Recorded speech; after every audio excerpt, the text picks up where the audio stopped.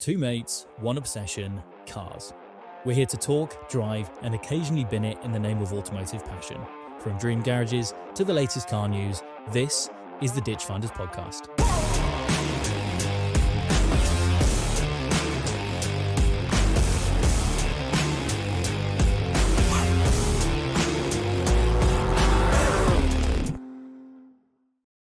Oh, mate. I'm looking forward to this. The beer or the podcast? We always start by talking about beer, don't we? Both. I had an epiphany today. Here we go. I'm a bit quiet. Sorry. Well, I had two epiphanies. The first epiphany Big day. was that because most episodes we have a beer, Hmm. I was thinking, what if we partnered up with one of those craft beer companies that send out different beers each month, and we start the episode by reviewing each beer? I'd be okay with that. And then I thought, I'm not sure it's the best synergy, a car driving podcast and alcohol. Well, actually, at least we're not driving whilst we do it. Yeah, you can take it two ways. And then I had another epiphany, zero alcohol beer. We've just had this conversation. Yeah. I had my first night out on alcohol-free beer. Do you enjoy it? I did. I mean, I didn't get drunk, but the beer was nice. I had alcohol-free Peroni and alcohol-free Corona. And with the lime and the Corona, mate, I really enjoyed it. Yeah. You don't get the same buzz, and obviously you're not drunk, but sometimes it's nice to go out, socialise, and not wake up with a hangover. Yeah. And the biggest bonus, I could drive. Mm.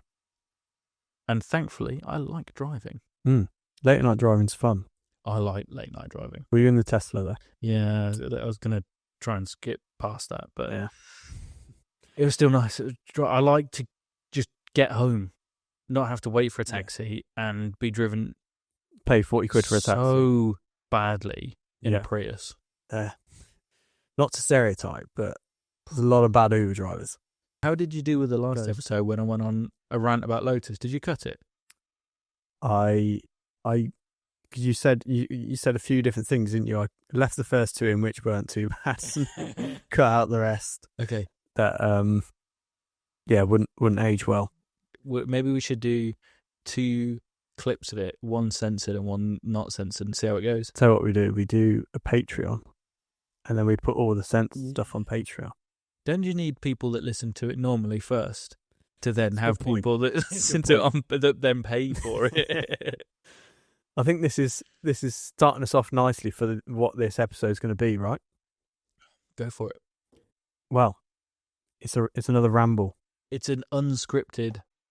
I almost wanted to try being the correct word, to try not to talk about cars, which is a weird thing to do on an automotive podcast. It is, and don't worry, every one person watching. Even if we did try I did have to shoot you down a bit there. a little bit, But which is, I like the idea. I like things outside the box, and it would get our personalities across, maybe, what person? or lack of. Cars is our Yeah, personality. literally, I was thinking, I was like, mate, what did I say? Like, my personality doesn't extend beyond cars. It's just a bit sad, really. Yeah. Which is why we're here doing a car podcast. Yeah, and Um, actually, I thought about it. I thought, all right, I'll come, because as we said before, sometimes, unlike a ramble episode, we have a bit of an agenda, don't we? There's certain topics and points that we want to talk about on cars. So I thought, let me try and think of some non-car topics to talk about. And every single time I thought of a topic, and I started to go in my own head about the talking points and the conversation that we could have, it just led back to cars. There's always a way. Every time. Yeah, it's like when you meet you meet your girlfriend's friend's boyfriend for the first time. You always kind of test the waters, don't you? Kind of wean it into cars somehow. It's one way or another. Yeah. Well, because then you know whether to bother talking to them for the next half an hour, or the rest of the evening. If you can establish in 5 minutes that they have no idea about cars and you have no common topics, as we've already established, our entire personality is cars. So if somebody doesn't have an interest, often it can be hard to spend an evening. Yeah. And it's not to say it's hard for us to spend it even with that person. It's probably harder for them to have to spend it with us. Definitely, yeah. So if anything, we're doing them a favour. Exactly. Efficient. You're welcome. So yeah, what do you want to talk about? It can be cars, it can be anything. How was your day, mate? Good. It's Monday. We've seen a lot of each other recently. We have, yeah, a bit too much. To be fair, I'm still coming off a bit high of Goodwood, to be honest. I'm feeling good, mate. Yeah. I'm enjoying your company. Good. Okay. We'll carry on doing this podcast. Yeah. You don't have to say it, Barry. You know, it's been 6 months that we've been doing this. 6 months. That's mad. Oh yeah. I think we're doing all right, mate. I think so. Yeah. We're being pretty consistent. I mean, we're recording this episode actually a week early. We're ahead of time. Yeah, because you're going away. Where you go? Italia. For a driving trip? I wish, mate. I actually looked at cancelling the flights the other day. I did it. I went on maps. I calculated the cost of fuel, the cost of the tunnel, the extra hotel stops. And if I cancelled the flights and cancelled certain hotels and a hire car that we'd have to get, how much would it go towards? And it's a lot cheaper. We got some good deals on flights, so it's a lot cheaper. But no shit. I do want to drive to Italy and do a road trip. And it wasn't awful. I mean, I even did how many miles it is, the average mileage that my car can get, and I did a pretty good. It's some miles to Italy, mate. Yeah. Well, it depends how far down you're going. It's just so long and narrow. It's not that far, but it's okay. It's on the other side of Italy, but it's not far down. It's near San Marino, is it? Yeah. Flying into Bologna, which is like 25 minutes from Modena. Yeah, and Lamborghini country as well. Yeah, baby. So you have to wean that into the agenda. I was thinking today because I've been. Sounds silly to say, but really enjoying cars. But I've just been. It's been.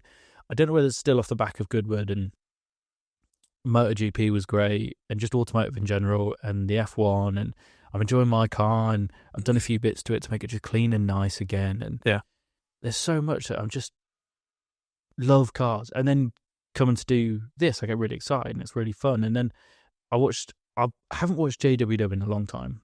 I thought I don't know if commercialize is the right word, or you're probably not far off. A bit clickbaity, and it was a bit much. So I'd kind of not been watching a huge amount of content other than Seen Through Glass. I really like his content. I know he can be a bit of a polarizing figure, but I think he's great, and I like his content. And like his podcast, even though they're having a break now till September, which is a shame. Mate, we've got a gap. We can try and go after his audience. A gap in the market. Yeah.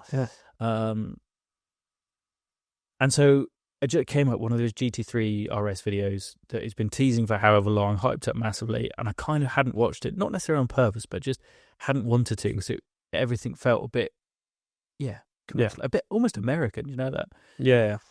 So I watched the latest 2 videos on it. It's actually really good content. Really? Really good. And what I took away from it was he's going to do it almost like a YouTuber road trip, somewhat unintentionally.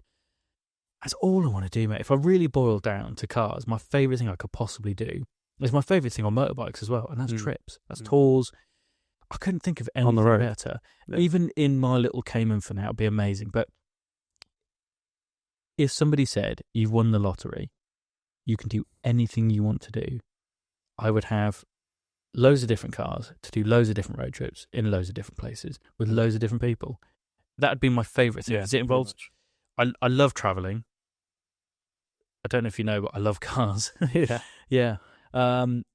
Food, music, and then to be able to film it, edit it, that's like the dream. That's everything all in one that I love doing. That's it, isn't it? Creating the videos and the creative aspect of it, and getting the right music in, and setting the scene and the tone, rewatching and reliving the memories you make on a road trip. Yeah. I actually couldn't think of anything better, and that's all I want to do. And I think that just cements in my mind what I'd love to do with this. It doesn't have to be, I'd love to produce some amazing content as well, some high-end feature videos. I think I'd just really like to do some road trips and just film. Yeah. Even not the most, like, there's parts of the JWW video, and don't get me wrong, he's got some amazing cameras, he's got some amazing videographers and some shots that are just, really are great quality and amazing. Mm. And other stuff, the audio is pretty shoddy. Right. It's just holding a camera, if not a phone in its hand. Yeah. The content's not, from a quality point of view, that high. But, it's not always a bad thing, is it? But the actual value of it is good. You enjoy watching it. You get a good feeling watching it. Yeah. And it was quite nice to get that again. Yeah. I mean, when you pop around mine on Friday before we went to Cafe and Machine for a drink, and I showed you this YouTuber called Outdoor Boys. Yeah. And he just like films on a GoPro, and he's got like 20 million subscribers or some shit. And he just goes for a walk. Yeah. Basically, he just films. Okay, granted, it's in like Alaska in the mountains. It's pretty nuts, but at its core, it's the content, isn't it? It's not the quality. Yeah. And so we don't need to get too hung up. I think with the quality, we can do what we want, and if we want to produce something high quality, we do. And if we just want to go and do something fun and just produce some content, and we enjoy doing that, let's do that. I think you take it like your career. Your 20s is the time to try different things and explore, and then the same with something like a YouTube channel on a smaller scale. The first year, you could say, is the time to experiment, see what you enjoy doing. You can then almost specialise, but I think the ones that do well as well adapt, change. Don't just do the same stuff. Absolutely, yeah. But then you get people like Shmee, who's pretty consistent. As much as he's grown, his style of video has been very similar. He's pretty consistent. Which again isn't no bad thing. But I think instead what's happened is he's had an audience come and go rather than kept the audience. Yeah, possibly. He's probably he's got to have kept some audience, but yeah, I'm no longer a viewer of this. I went through a phase probably a year ago where I started watching him again. Really? Again, I think it's just his it's like seeing through glass. Like you can just see the passion and the enthusiasm. Yeah. Albeit Shmee's a bit more polished and informative. Yeah, I still think his content's good as well. I think the main takeaway from watching these videos earlier was it was nice to be inspired by a video. Yeah. And go, I just want to go and do a road trip. I want to work hard to go and get that car to be able to go and do that road trip. Yeah. And it felt good to be motivated again. Yeah. Good. I liked it. So yeah, we had a bit of a session, didn't we, at the pub on more feature video ideas. Obviously the podcast is the kind of the base of this whole project.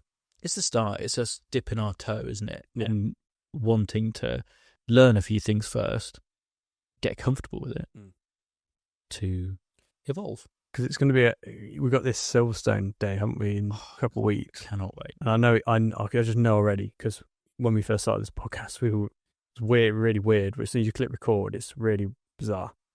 I know we're going to get a similar thing again, because it's more dynamic and in an environment. I think that's another thing I'm looking forward to, is being out of my comfort zone. Yeah.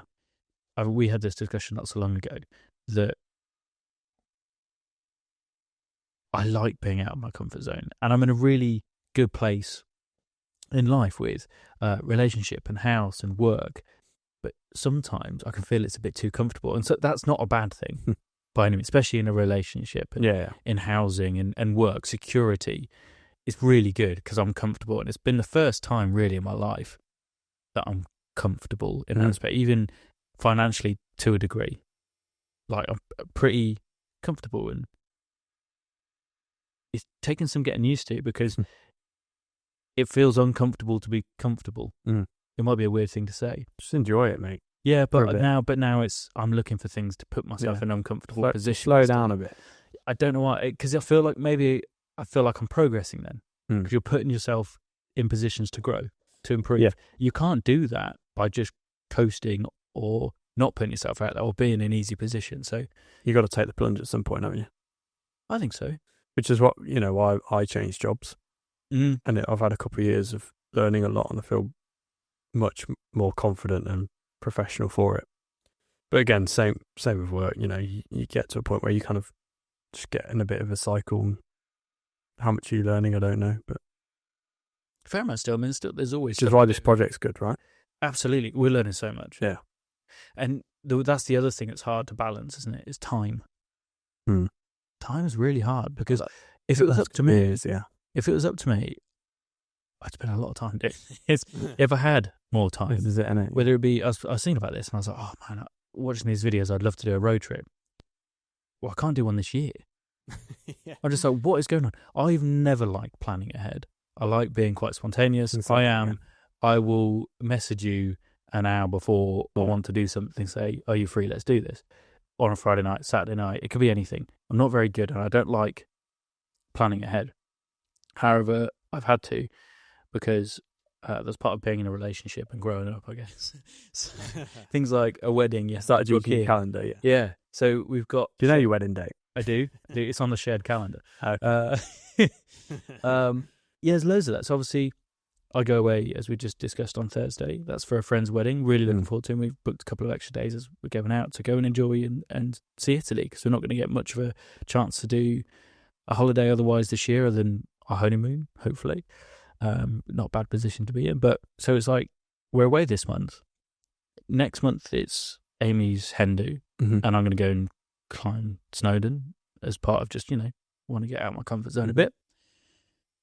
The following month, we're on my stag. Yep. Then do a wedding the next month, do a honeymoon the following month. So for every single month now, there's usually one point I'm not in the country. Yeah. Or I've got something big on. So if you take that into account, I have a job and I have a limited amount of holiday. Likewise. So then you want to plan all these extra trips and holidays, and it's time and money. And we're on good jobs. We earn relatively good money, but it's not good enough to go and do a road trip every month or to go and do all these things. It's so hard, isn't it? It's the time, isn't it? You can earn as much money as you want if you're in a 9 to 5. Yeah. Monday to Friday, you're working, aren't you? Yeah. But then you start thinking, right, I want to plan a road trip for next year. Scary, isn't it? Yeah.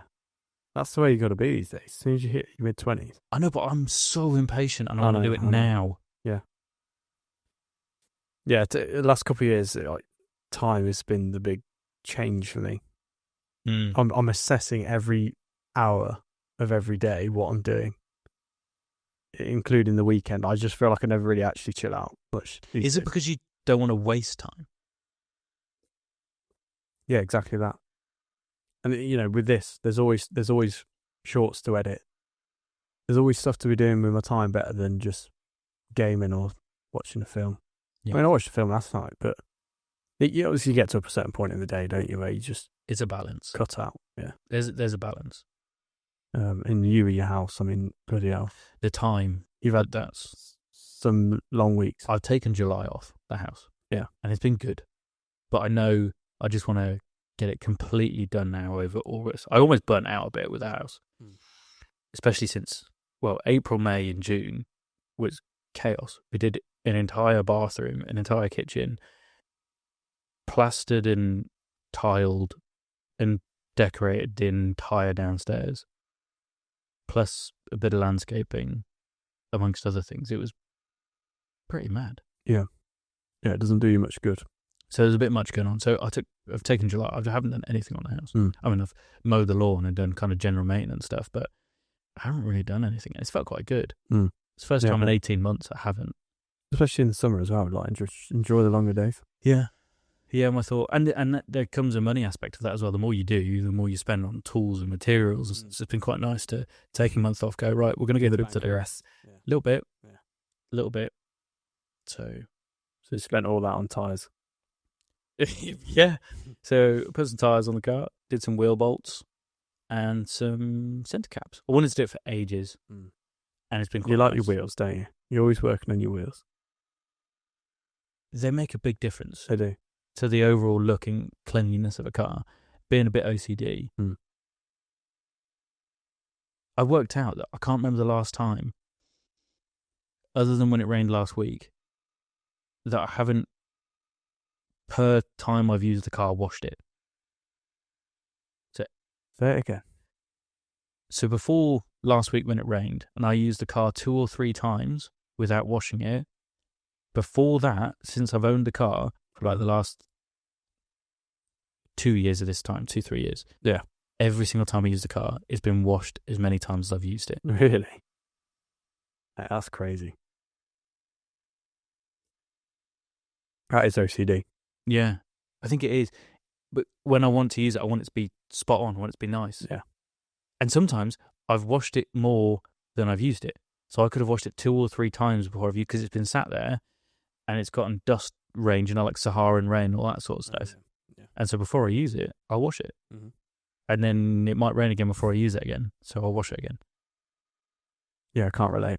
Surprised there's any paint left. Yeah, literally, yeah.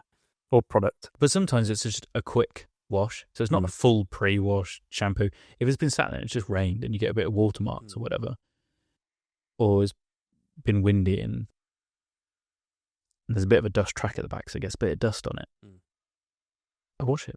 Yeah.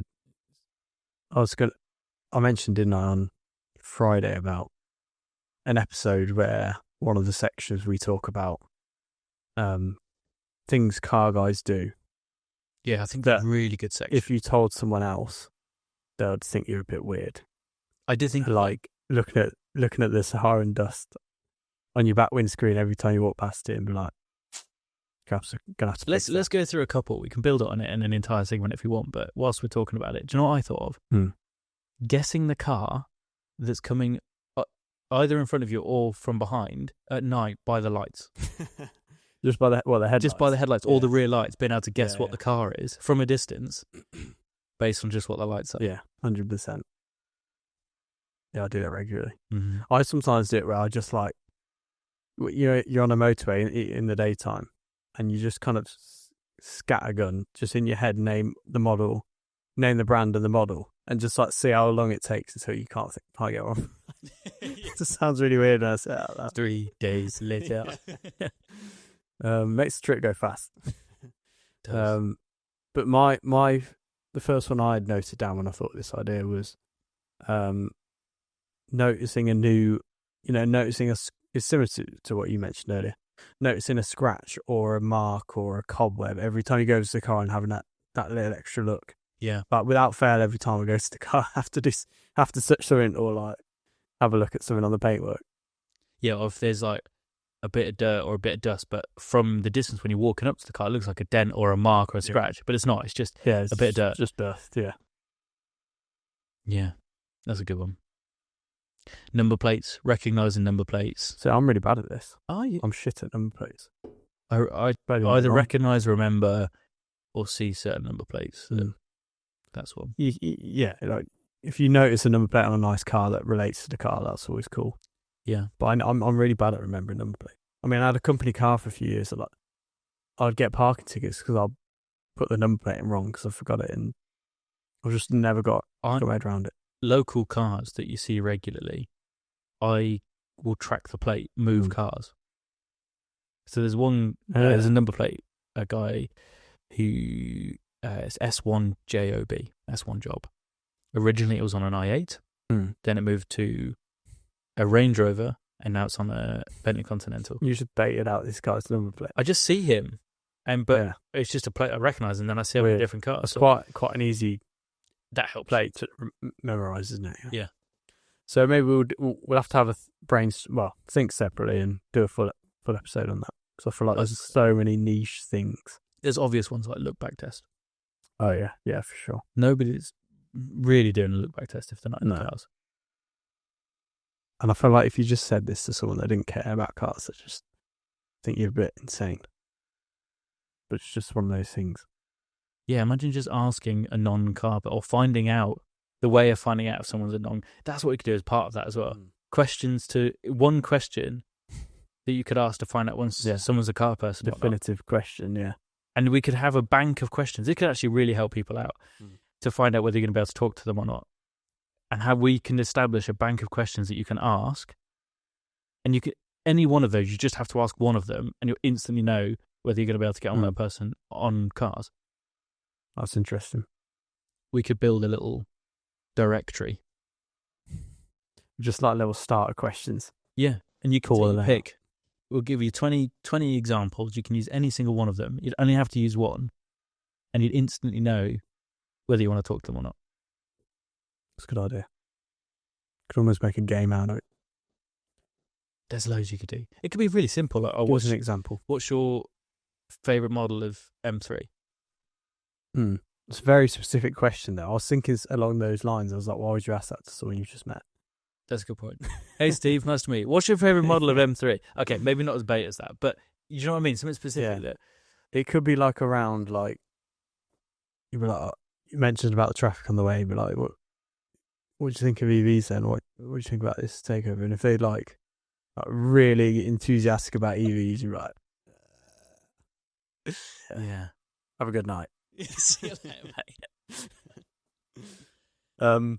We'll have a think. Yeah, let's have a think about that one. I think there could be some questions. So many ideas. Yeah. I've got a point of something I read earlier today. Go on. A bit more serious. It's basically, I read a article about basically the status and the future of main dealers in the UK. I worry about that and garages as well, like independent garages. Yeah. For maybe a similar reason. Probably one of these points. And basically, this article goes through. I used to work in obviously dealership marketing, so I got a little bit of insight into that world. Basically, the article goes on about main dealers are being attacked, just the way the market's changing on 3 different fronts.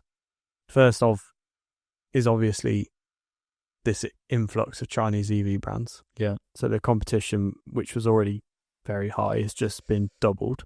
All you hear about nowadays is another Chinese EV that's undercut massively. It's almost weekly. Yeah. You hear about a new Chinese EV company that's launched in the UK.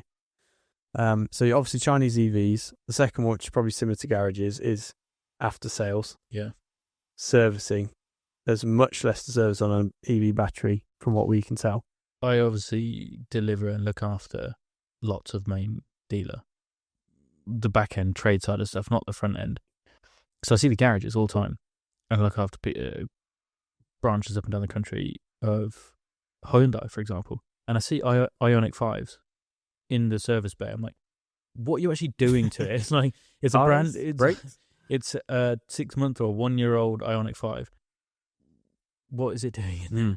So we used to advertise, because I worked a lot for Toyota and Lexus, and obviously a lot of their older cars are hybrids. Mm-hmm. They'd do like a battery check or a battery service. Right, I don't know what the fuck. Is it just a way of getting the car back in to make them spend a couple of quid? Literally.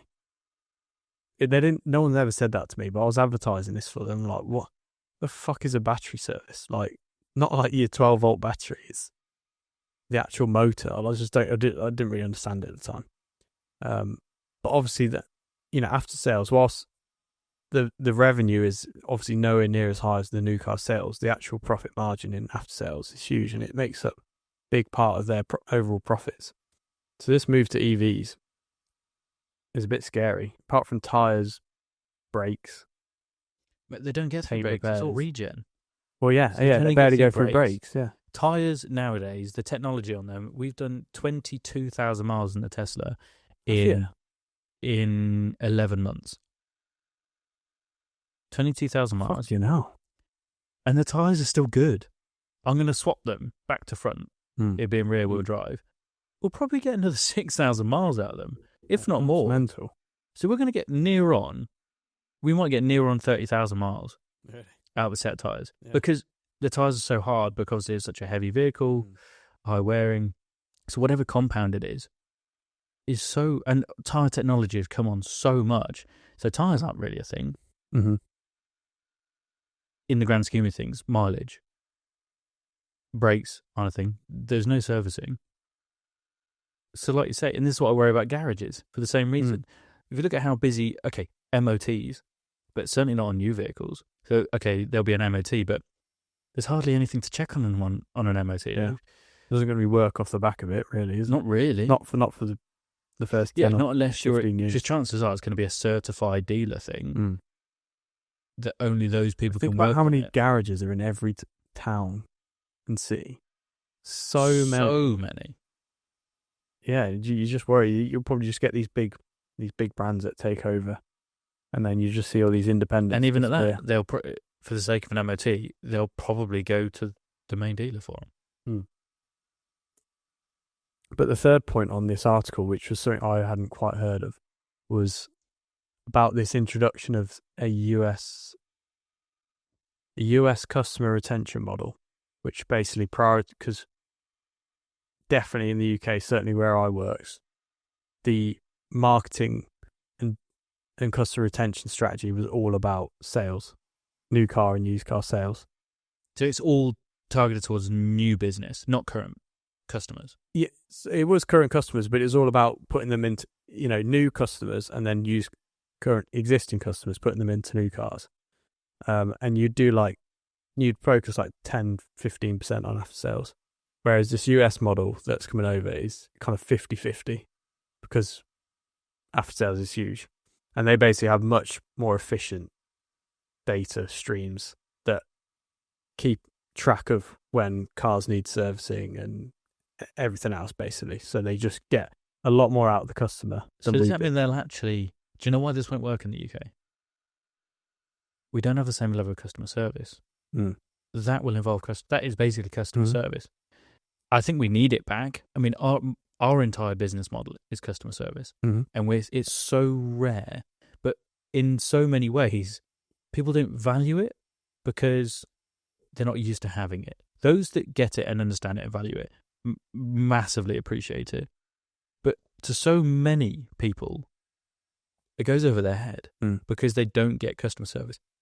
And I think it's because, I'd really hope, I actually hope that comes in a way, because it'll force customer service into the UK industry, which you go into a BMW dealership now or a Mini dealership, you just get ignored.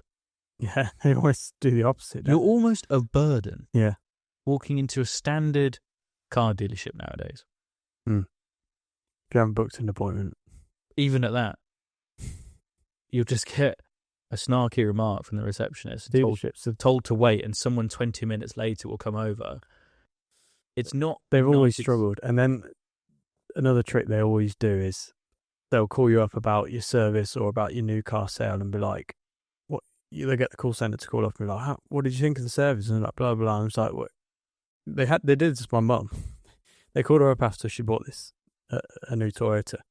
And they asked her something about customer service or something. And she was like, yeah, it's, not too bad. We missed a few delays here and there, but overall pretty good. And the woman was like, so can I put it down as a 10? She said that. Something like that, basically. And my mum was like, yeah, I guess so.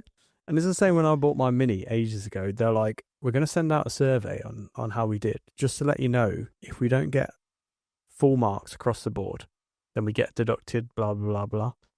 Like, first of all, that's bullshit. And second of all, you shouldn't be able to say that. The whole point of the survey is that it's honest feedback. Yeah. It's almost like saying, if you don't put down full marks, we're just going to discount it, not use it in the data. Yeah. Might as well just say that. Because to your point, the customer service is pretty crap in dealers in the country, but you look at all the reviews and they're all like 4.5 plus out of 5. You're like, what? Who's given those reviews? So yeah, I think you're absolutely right. They've got all the staff making Gmail accounts to leave feedback. It's like our friend Matt, isn't it? He's like, he messages us at least like once every 3 months. He works for a Cooper dealership. He's like, can you leave me like 2 good reviews and I'll give you a tenner or something. I'll buy you a pint. It's lost, mate. It's insane. But yeah, basically, back to my point. Main dealers are in a bit of a transition period. I think they need to work out how they're going to stay profitable. And then the other thing, on top of all this, is that brands are starting to go to the agency model. I don't know if you've heard of this. Which basically means the main dealers are basically the agent. Yes, the brand owns the stock, sets the pricing, basically does all the online sales, and then the dealership is basically like a glorified handover bay and test drive center, and then take a commission. And so Mercedes do this across the board now, I believe, and then other brands like Volvo are starting to do that with their EVs and stuff. And it's a bit scary. It's like it takes any soul that there was still in the dealership, any personality and independent business, and just kind of sucked it out. Everything's just moving to that big corporate sausage factory that the guys from Longbow were talking about. Exactly. Scary. It is. So I'm glad I got out of dealership marketing. Yeah, I fear the worst in some respects when it comes to independent dealerships, independent garages. The only way a lot of this is going to survive, because I don't see there being a replacement. No. It will always be there in terms of there's certain requirements, aren't there? But it's just there's going to be way less visits, and so these small independents are going to struggle. I guess there's like suspension. When cars get 10, 15 years old, there'll be like suspension and stuff like that, but nothing to the engine. You wouldn't think. Yeah, but is there not just going to be a recycle program at this point where your EV, the batteries are knackered, let's say your suspension's knackered, your wheels are knackered, because somebody that's buying an EV isn't bothering getting them refurbed or whatever. And you're probably going to have the same issue with cars being made. So you'll get to a point where all these cars, okay, they're expensive. They're being made cheaply. Not like high-end luxury stuff of other brands in the non-EV market. Because these practices have been developed and been able to be done cheaper but still high quality, if you know what I mean. But even, having said that, if you look at BMW now, look at BMW's leather nowadays compared to what it was 10, 15 years ago. It's nowhere near as good. No. So things are going to be cheaper, which means they're not going to last. Batteries at best are going to be like 8 years before they have to be replaced. So the price of replacement batteries, the price of all these things to change, you'll just scrap the car and go again. It's all going to be leased through this agency model. Scary. So yeah, it's strange times. Here's another one for you. You know Alexander Dennis, the bus manufacturer, based in Scotland? Yeah. I was speaking to a colleague the other day. They said they're already doing autonomous buses, I think in Edinburgh. Really? With like people just walking onto the buses. And this is the funny part. They said that obviously they do like surveys to see what the customer feedback, what they think about an autonomous bus. It's two ends of the spectrum. It was either 30% or 70% of the customers didn't even realise there wasn't a driver. I think if there's any industry you're going to get away with that, there's two, bus and trains. I wouldn't know now if there was a driver of a train. Really, you wouldn't. And trains are a lot easier to do that with. Not have to navigate traffic. That's got to be a must happen in the future, right? Autonomous trains where there's no driver. We'll stop all the bloody strikes anyway.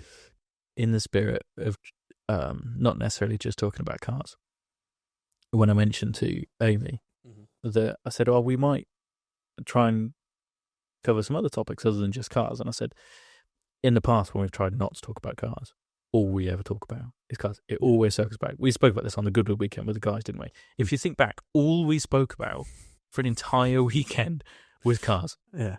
Did we ask how each other was, or?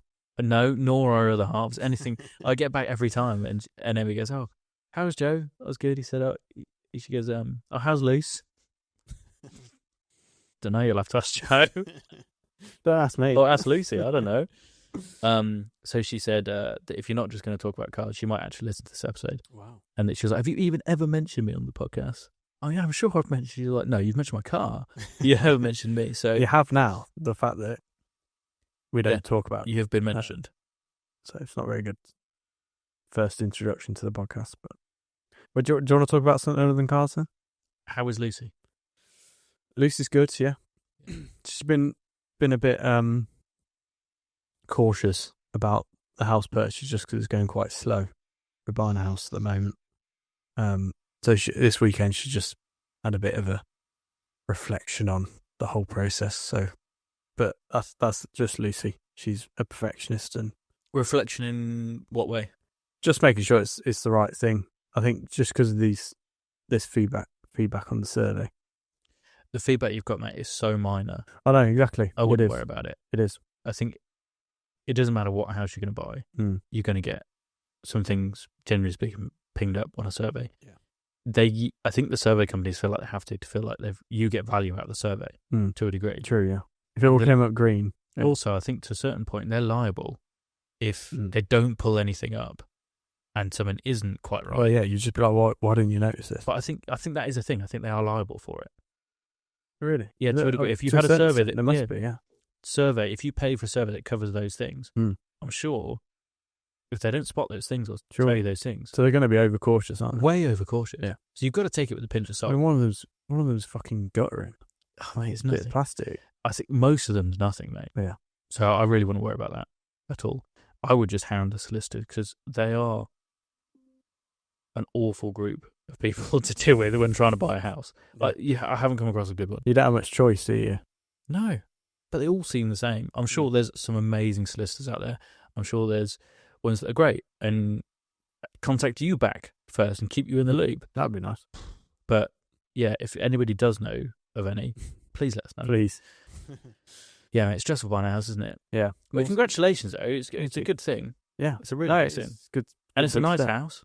Finally have my own drive. Yeah, man. Full drive. Wash my car whenever I want. And you're going to be even more See, we've local. just gone back to cars again. I just can't even help it. Literally. Do you know what I thought of a topic? Because I've been thinking about it quite a lot recently. Kind of brings us back to time. And that's, not in the too distant future. I'm going to want kids. I was thinking, we could have a chat about kids and have a bit of a, nice conversation about the future and... Wouldn't have much out of me. All this sort of stuff. Yeah. But then I just thought, all I care about is the fact I get to take my kid in an M3 and do things that I did growing up as a kid. And that's go in M cars and go to car events. It's for M3 touring, isn't it? Tinker with cars and play with cars and the garage. And that's all I did. It was the memes are like the kid asks, like, why is my sister named Rose? It's like, because your mother loved roses. And he's like, oh, and then the dad's like, he says thank you or something, and the dad's like, no problem, BMW M3 Touring. That's going to be you in 5 years. Yeah. So my daughter's going to be called Julia Quadrifolia. Julia, you could get her. Julia, middle name Quadrifolia. Yeah, you could get over that. Yeah. Do you want to talk about bikes? Talk about bikes if you want, mate. Yeah. Not too long.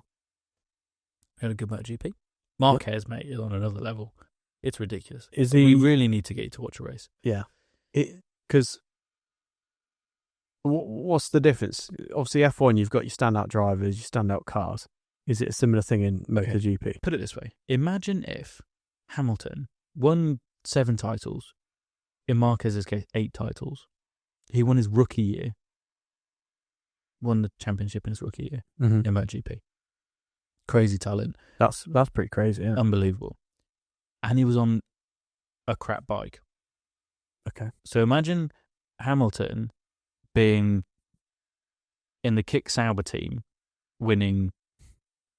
Not Kick Sauber. It's the team's good and it's got lots of money and engineers. It was a factory Honda team, but the bike wasn't great. Okay. He overrode the bike every single time for years and became an 8-time world champion, including all his championships. Imagine then Hamilton at 7, 8-time world champion, having the biggest crash, having multiple operations, taking 4 seasons, 4 years to come back and absolutely dominate. Straight away. So, he was in a factory Honda team, won 8 world titles, got injured, came back on the Honda after 3 seasons of trying to come back and just get more injured and just not working and taking more time out to try and get right. Crazy injuries. Mm-hmm. Then paying $30 million to get out of his contract with Honda to go to a satellite team, not even a factory team, just to get on a better bike. Mm-hmm. To then come back and be unbelievable that season. Still somewhat injured, still recovering, just to prove what he can do on that bike, to get the factory seat, which he did. And now he's won, I want to say, 8 of 11 main races and 7 and something like 90% of main races and 96% of all sprint races this season. Jesus. How old is he? 32. Right, something like that. Yeah. So did he get injured on a bike? Big time. Yeah. Big. In a race or? Yeah, well, several times. The first big one that really set back his career was Jerez. Big crash. Comes with the territory, really, doesn't it? Yeah. These guys crash, scary, but it wasn't good. He's had some serious rehab, some serious struggles to come back. But yeah, he's come back and he is so much better than everyone else. Mm-hmm. Neil Hodgson went on a rant about basically saying any other rider needs to have a look at themselves. The teams, the riders, what are you doing? This guy is so much faster than you. How can you be at the pinnacle of the sport? Yeah, the 20 best riders in the world, and they are. Yeah, I mean that's when you think about the kind of the GOAT list of sportsmen. You need that, like Tiger Woods in the 2000s. You need that level above everyone else. But the craziest thing is he was that, and he got injured to a career-ending injury. Yeah, injuries. And he's still come back after all that fought straight away. Paid silly amounts of money to get out of a factory seat onto a satellite team. It's a privately owned team. To prove himself to get into a factory team on another bike. They wouldn't take him in a factory team straight away because he was improving again. Basically, yeah. He was a wild card. I think you mentioned the other day, didn't we, about incorporating your bikes into stuff in the future. We could do stuff, even with the videos. I think some bike versus car stuff. I still want to do Gen Z versus the map. I think we could do some really good content with that. Yeah, I think that's a really good idea. If we were going to do a road trip, which we are going to next year, I'm not going to give you the choice. We're doing a road trip next year. Where do you think we should do it? If we can, let's say we can only get one decent road trip in, where are we going? I think the easiest one and the realistic one, and one actually I'm really keen to do. I know you've done it on a bike, but I want to do Scotland. I want to do North Coast 500. Let's go to Isle of Skye. Yeah. And I don't think we mentioned it at the podcast yet, have we? I'm obsessed with outdoor boys at the moment. Scotland's not quite Alaska, but I want to do it where it's a bit more rugged and kind of camaraderie. Also, you're the last person I expected to come out with wanting to do a bit of camping and some wilderness exploring and getting a fire going. And I'm all for it. I've been too safe in the recent years. I used to love outdoor shit when I was a kid. Yeah? Yeah. Why not? You got into a bit of a comfort zone and now you're looking to... Just like you with new challenges. I want to relearn how to start a fire. Oh, so down, mate. Let's go to Scotland next year. Yeah. We'll camp. Do you want to get a roof box on your Cayman? Put some rally flaps. Yeah. So unnecessary. You got to. I loved that Seen Through Glass episode when he went to, I can't remember where, North Africa, and like he kitted out his 360, like raised the ride height, got some decent tyres, changed the airbox and everything. Yeah, it's fucking cool. There's something about like a off-road sports car that's should we do it? Cool. I think we should do a bit of a video on setting up, so doing a bit of a rally spec Cayman. Yeah, not going crazy. I mean, I would go full Dakar if I could, but I would ruin the car. Do a bit more of a touring build. Yeah, touring because you're going to be on the road the whole time. Road rally build. Yeah, and then let's go and explore Scotland. Hopefully, I'll have a new car for that as well. Yeah, which could be anything at this point. You keep going back and forth, don't you? The M2 is definitely the thing I go back to every time, and that might say something, and that might mean it's the car I need anyway. There's a car I keep seeing that I just keep thinking of you when I see it, and it would work. Supra. I've been looking at them. They're just a bit high money-wise. They're 35. So that's the same for an Alpine, I guess. Alpine's about 35 as well, yeah. For one that you'd actually want to buy. Yeah. And the insurance quotes I've done on Alpines is absurd. I haven't done one on a Supra yet. Why is it when I want to buy a car that the car I actually want is just outside of my budget? It's always the way. It's like, let's say my budget's 30 grand. The car that I'd actually want to buy, the non-ropey one that's got 1 million miles, or not 1 million miles on, is 35. It's always the way, isn't it? It'll always go that bit beyond your budget where, yeah, it's just the way it is. Funny. But I need to get test driving some cars. I want to get in behind the seat of one because I'm so open. I want to get behind the seat before I buy a car. I agree. I don't think you should blind buy a car. No. Because it's a more substantial amount of money that you're going to be spending on a car. Yeah. Whatever you say, 35 grand is still a lot of money on a car. So 25 to 35. Yeah. It's still a lot of money. Mm. And I think you want to drive them, get a real feel for it, connect with the vehicle, and know that that's the car you should have bought. And actually, it's not necessarily about just making sure that car's right for you. It's cancelling out all the other options. You don't want to buy a car and go, I should have bought that. Yeah. I wonder what that drives like. Exactly. So, yeah, I think M2, A110, Supra. To be fair, they're the three frontrunners. I don't think you can go wrong with any of those. 981 Cayman S. But they're a bit hard to come by, especially in manual. And I would want a manual. Probably higher running costs as well, I imagine. Yeah. Servicing wise. Or an Alpine A290. As well as the M2? As the daily, yeah. No, I'm joking. I do want.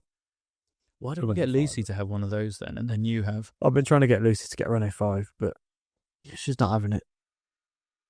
We just talked about a couple of years. She doesn't want an EV. If we didn't have lease left on the Tesla, business lease on it, I'd be swapping that. For how many years you got? Still got 2 years. It's on a 3-year lease. Damn. It's actually a good car. It's a very good car. Amy's happy with that's the main thing. Yeah. See, you've been mentioned twice. Any other topic? Maybe not car related. Do you think they went to the moon? Yes, I do, and I'm not strongly opinionated on this, but it kind of just pisses me off when people just watch one video and they're like, they didn't go to the moon. I think there's a chance they didn't. I'm not saying they did. I'm not saying they didn't. But the way I look at it, how have we got onto it? The way I look at it and the way all the scientists talk about it is they faked it so well in terms of the paperwork and the rocket launching. They did all the calculations. They might as well have just done it.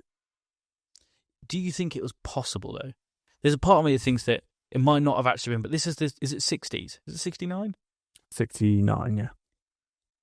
Man, they didn't have mobile phones. They barely had computers. Well, they didn't have the internet. All these technological things. I'm not saying that that's what you needed to have a spaceship go to the moon, but really basic technology that we have now, they didn't have back then. And we don't seem to be, although I did see a NASA Instagram post saying they're going to go back to the moon. I did see yesterday. That, yeah. So, okay, that'd be great. And actually, if they do that, I think that will help prove that they did go to the moon. If they can prove now that they can go to the moon, and they get corroborating evidence of footprints, of things on the moon, the flag, whatever, should it still be there? Anything to prove that they did go on the moon. Who's to say that footprints are still going to be there? You know, it's been however many years, 55 years or whatever. Yeah, I doubt it. So, but in a way, if they can prove, like, for example, if they get video footage of them on the moon now, does it match up to what they did back then? Because that will help put a lot of the conspiracy theorists to bed, or it will just fuel them even more. The way I look at it is, do you believe that Russia were the first to go into orbit? Or do you believe that people went into orbit before the moon landing? Have you heard about the Van Allen radiation belts? Go on, sorry. Do you believe that the US and Russia went into orbit and did a thing around the Earth before they went to the moon? Because not many people dispute that.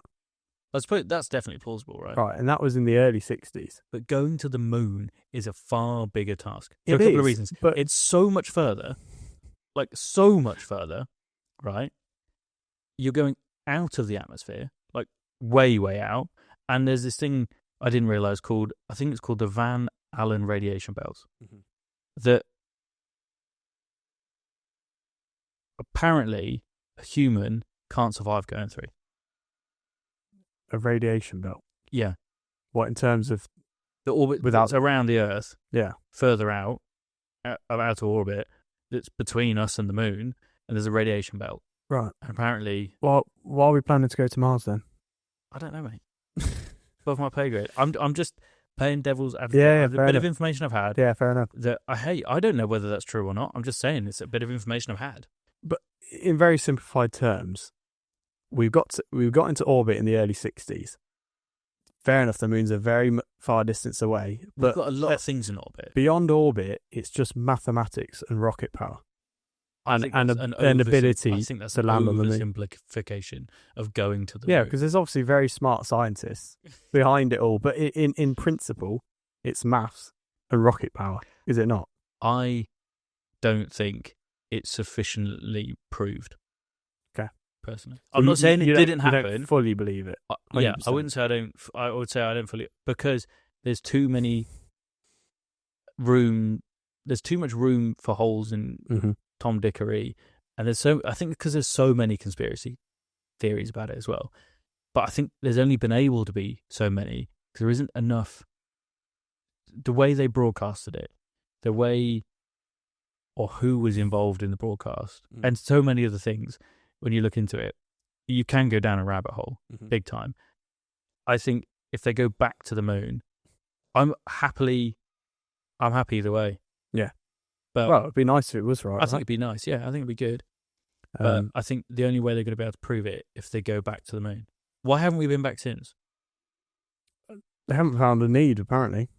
I mean, they went and collected rocks, confirmed a lot they needed to know. They've sent probes to the moon. So I guess what did they need to send another person for, apart from maybe proving themselves right? Who knows? I don't know. I think it'd be good if they I think in general in society and on social media these days, everything's a conspiracy. You can't just enjoy something or believe something.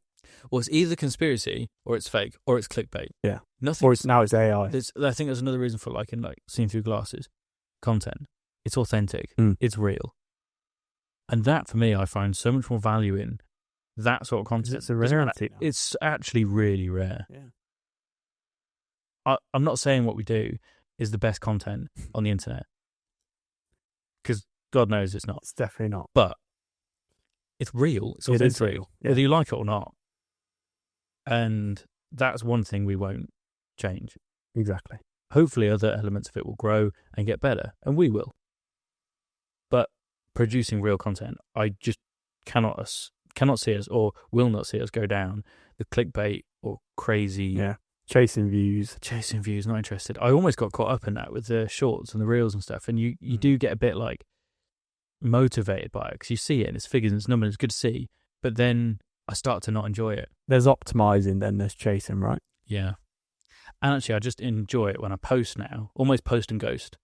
Post, and if it does well and it gets lots of views, it's just really nice. And just it does what it does. We've got a system now, we've done a bit of research, and we post in a certain way on different platforms.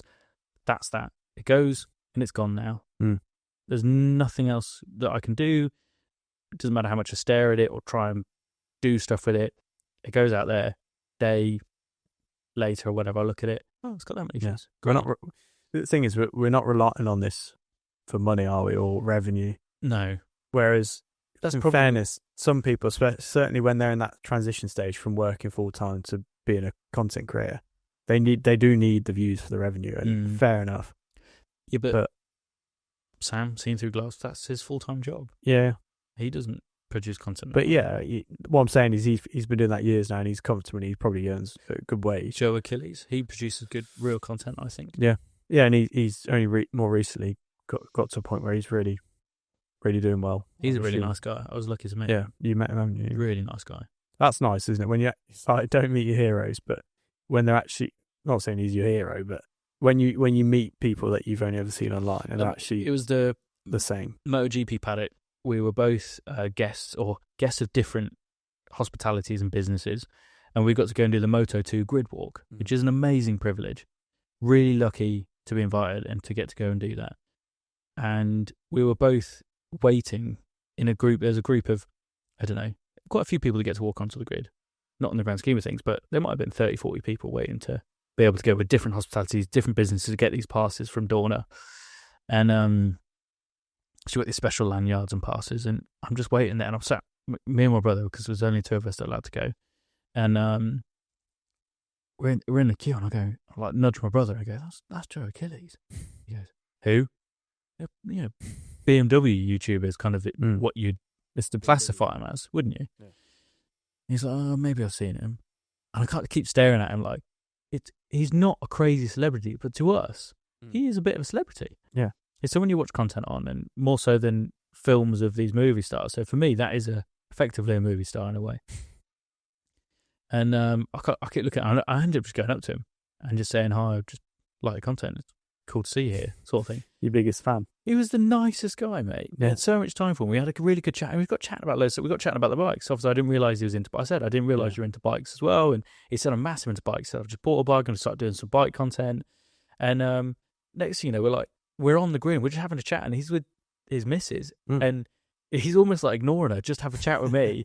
And we're walking on to the, he's got his hospitality trying to like drag him onto the thing, and we're just chatting. And then we get a photo on the grid, and I remember he sending me that. I was like, what are you doing? The nicest guy, mate. He had so much time. And then next thing you know, we're like walking past each other on the grid, because we're like kids in a sweet shop. Yeah. So we're like walking around. We can't believe we're on the grid, and we're getting photos, and we're seeing all the riders get set up on the grid. And next thing we're brushing past each other, he's like tapping me on the shoulder, and it's just like, you're just the nicest guy. Like, you don't have to do any of that. And he was, probably over 100,000 subscribers at the time or whatever. So in the grand scheme of things, I guess in that environment, it's slightly different to when you go into the shops in your dressing gown. Yeah. But that's a very cool story. And it makes you kind of, when you have that experience as well, it makes you really enjoy their content more, doesn't it? It does. Yeah. And he's a big BMW fan like us, so it's always got a tick in my book. He is indeed. We have gone over an hour. We have. But with the amount of times I said Mohammed, you'll be able to probably close that down to under an hour. What's that, the fifth? We'll leave it on a high note, because that's quite a nice little way to end the episode. Thank you once again if you have listened to another one of our rambles. We've somehow got to another hour. It's the second official ramble, but there's definitely been more in amongst that. Definitely been more rambling. Yeah. I enjoyed it, mate. I love doing this. Yeah, man. It was really good fun. I talked about the moon land. It wasn't on my bingo card for today. But hey, I said we were going to do some non-card content stuff. There you go. Do you know there's a Tesla on the moon, apparently? Is there? I think so. All right. I remember the Tesla that went into space. Let me Google that before we end. I'm sure that's right, because that'd be a weird claim if it's not. If you believe that there's a Tesla on the moon, but we didn't land on the moon, then you're lost. There's not a person in it. I'm not saying that. Why would they land a Tesla on the moon? Daniel from Longbow say he was involved in that. There was a Tesla that went into space, not on the moon. No. Is there a Tesla on the moon?